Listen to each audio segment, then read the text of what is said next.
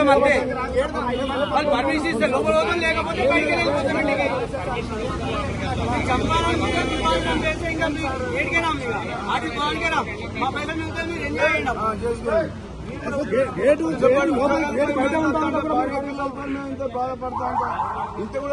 అక్కడ government GO ఇచ్చింది, ఇక్కడ వచ్చే వరకు దొంగలా వేస్తారు. పాకిస్తాన్ పాకిస్తాన్ లోపలి భూమి బజారు మీరు బయట నిలబడతామన్నాం.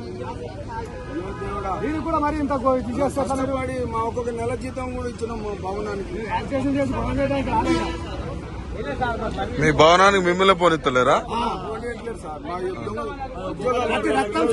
ప్రతి చుక్క ఉన్నది మా దాంట్లో. ఏది ఆర్టీసీ కార్మికులా మీరంతా?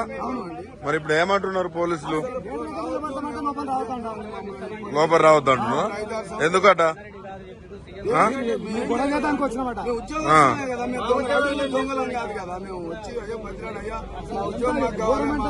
భార్య పిల్లలు ఏడుతున్నారు రోడ్డున పడి, ఉద్యోగం లేక పెళ్లిలో పిల్లలు ఉన్నారు. మొత్తం నేను పోయి జనవరికి రిటైర్మెంట్ వచ్చే డబ్బులు కూడా రాలేదు.